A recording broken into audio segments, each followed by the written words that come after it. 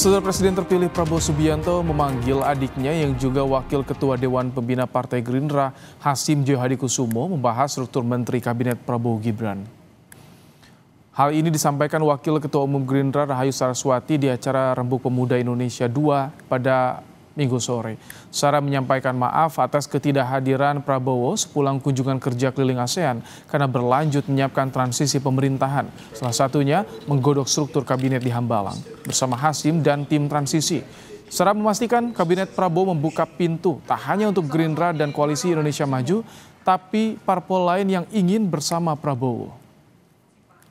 Dan juga tentunya di sini ada Bapak Ahmi. Beliau memang sedang mempersiapkan, sekali lagi ini sedang masa transisi, hitungan tinggal 6 minggu lagi, masih mempersiapkan detik-detik terakhir untuk membentuk tim transisi yang lebih matang lagi dan juga struktur kabinet yang masih dirancang. Jadi apapun yang selama ini sudah keluar, daftar itu sudah dipastikan hoax, ya, bukan daftar yang akhir, dan itu masih terus dibicarakan dan didiskusikan. Siang hari ini pun juga salah satunya adalah untuk membahas hal tersebut. Ini bukan hanya internal, ya, karena banyak yang mungkin berpikir oh ini hanya di Gerindra saja, Pak, tapi selalu kita bersama-sama, terutama dengan Koalisi Indonesia Maju dan juga semua partai-partai yang tetap ingin bergabung, karena Pak Prabowo seperti waktu di akhir Rapimnas yang lalu di apel kader menyampaikan kita harus bisa maju ke depan bersama. Wakil Ketua Dewan Pembina Partai Gerindra, Hasyim Joyo Hadikusumo, membocorkan menteri yang bakal masuk dalam kabinet pemerintahan Prabowo Gibran. Ia menyebut 4 diantaranya lulusan SMA Taruna Nusantara. Hasyim menyebut nama-nama calon menteri Prabowo akan segera diumumkan, namun enggan membocorkan nama calon yang dimaksud. Di Kabinet Prabowo sekarang ini ada beberapa alumni SMA Taruna Nusantara yang jadi menteri. Saya sudah hitung 2, 3, 4 mungkin. Lulusan SMA Taruna Nusantara bakal jadi menteri di kabinet yang baru ini dibentuk, akan diumumkan. Saya sudah tahu banyak nama-nama yang masuk, tapi saya janji tidak boleh membocorkan. Menteri Sekretaris Kabinet Pramono Anung menanggapi pernyataan Hasyim Joyo Hadikusumo soal 4 alumni SMA Taruna Nusantara yang akan masuk ke Kabinet Prabowo Gibran. Pramono Anung menilai yang nantinya akan dipilih Presiden terpilih Prabowo Subianto sebagai menteri adalah yang terbaik. Pramono juga bilang anak muda yang masuk dalam kabinet adalah hal yang baik. Siapapun nanti yang akan dipilih oleh Presiden terpilih Pak Prabowo untuk duduk dalam kabinetnya pasti sudah dengan pertimbangan yang matang. Sehingga dengan demikian kalau ada anak-anak muda yang ada dalam kabinet, menurut saya baik-baik.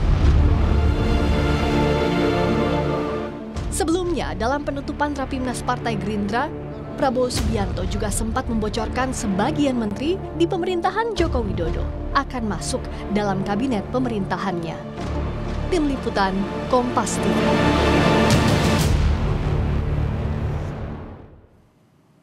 Siapa saja alumni Taruna Nusantara yang punya peluang besar masuk kabinet Prabowo Gibran? Kita berbincang dengan Daniel Anzar Simanjuntak, juru bicara Prabowo Subianto, dan Yunarto Wijaya, Direktur Eksekutif Carta Politika. Selamat sore, Bang Daniel, Mas Toto. Selamat sore, ya, Mas. Sebelum kita diskusi, kita akan simak terlebih dahulu pernyataan Ketua Umum Partai Demokrat Agus Harimurti Yudhoyono yang menjawab isu ada 4 menteri Prabowo yang merupakan alumni SMA Taruna Nusantara. Kita simak bersama. Sudah diajak ngobrol dulu, karena kemarin Pak Hasyim mengatakan ada 4 alumni Taruna Nusantara yang masuk. Mas Ahy sudah berkomunikasi dengan Pak Prabowo? Oh sudah, komunikasi kami berjalan dengan baik, reguler, walaupun tidak setiap saat tentunya, tetapi yang jelas dalam berbagai kesempatan kami berdialog. Tapi yang saya senang, kami dialognya itu tidak hanya berurusan dengan posisi atau jabatan yang akan diberikan ke Partai Demokrat atau partai-partai lainnya, tapi banyak sekali tentang visi besar, gagasan, bagaimana beliau ingin Indonesia ini makin kuat, ya, memiliki kemandirian di bidang pangan, energi, kemudian juga infrastrukturnya juga semakin kuat, termasuk juga mengintegrasikan seluruh daerah di Indonesia. Sudah ada clue Taruna Nusantara, kemudian juga tadi Demokrat sudah komunikasi dengan Gerindra. Mas Toto, menurut Anda siapa saja alumni Taruna Nusantara yang ini punya peluang besar masuk kabinet Prabowo Gibran nantinya? Mas Toto atau Bang Dhanil nih? Mas Toto dulu dong. Oh, kalau Bang Dhanil, kalau saya sampai tahu jawabannya bahaya banget gitu. Berarti jubirnya Pak Prabowo kalah gitu ya. Ini sebenarnya begini.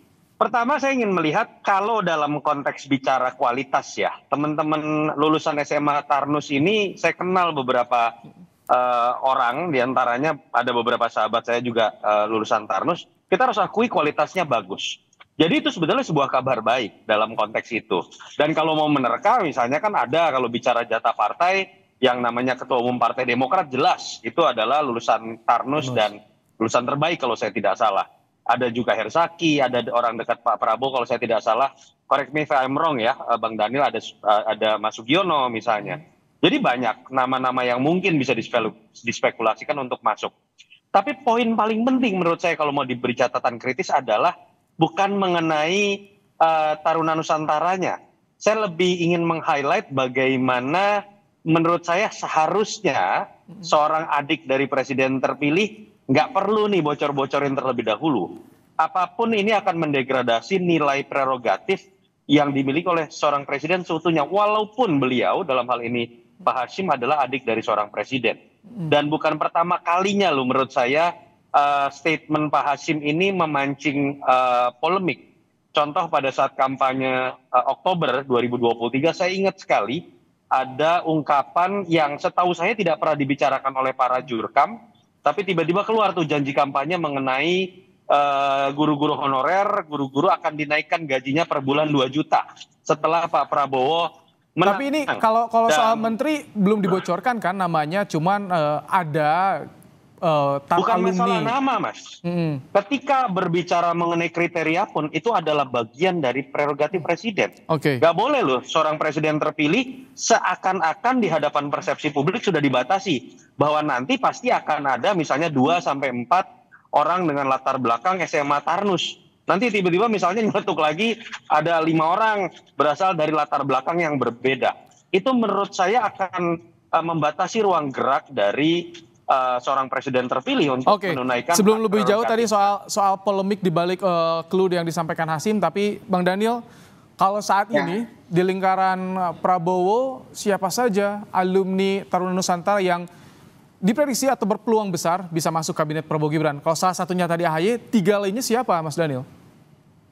Pagi tadi saya langsung bertanya kepada Pak Hasyim dan tim terkait dengan statement Pak Hasyim di acara Podomoro University terkait dengan menggagas Indonesia Emas 2045. Jadi saya harus jelaskan dari penjelasan Pak Hasyim dan kawan-kawan itu teks dan konteksnya. Teks yang disampaikan Pak Hasyim menyebutkan misalnya ada 2-3 alumni Taruna Nusantara. Tapi yang harus dipahami adalah konteksnya. Pak Hasyim di forum Podomoro University itu bicara terkait dengan komitmen Pak Prabowo selama ini, baik sebelum menjadi presiden terpilih maupun setelah menjadi presiden terpilih. Pak Prabowo selama karir politiknya selalu memberikan perhatian khusus terkait dengan isu-isu gizi, kemudian lingkungan hidup dan pendidikan. Nah, ketika Pak Hasyim bicara tentang pendidikan, di meja pembicara itu ada namanya Mayor Jenderal Purnawirawan Tono Suratman. Pak Tono Suratman ini itu adalah kepala sekolah Taruna Nusantara yang ditunjuk oleh yayasan yang dibawahi oleh Kementerian Pertahanan. Jadi ada kaitannya karena ada kehadiran kepala sekolahnya itu ya? Karena ada kehadiran Pak Tono Suratman di situ, Pak Hasyim mau menyampaikan bahwasannya salah satu contoh best practice pendidikan yang didorong oleh Pak Prabowo itu adalah Taruna Nusantara.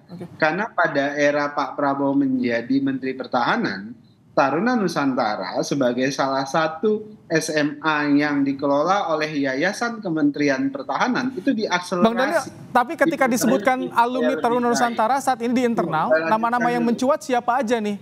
yang mulai masuk radar-radarnya. Ketika Pak Prabowo mengelola tentang Universitas Pertahanan, kemudian Politeknik Pertahanan di NTT dan sebagainya, Pak Hasim memberikan titik tekan bahwasannya pendidikan di era Pak Prabowo nanti itu harus jauh lebih baik. Ada best practice yang sudah dilakukan oleh Pak Prabowo selama ini, dan salah satunya itu Anda belum bisa menyampaikan kalau nama-nama yang mencuat, Mas Daniel.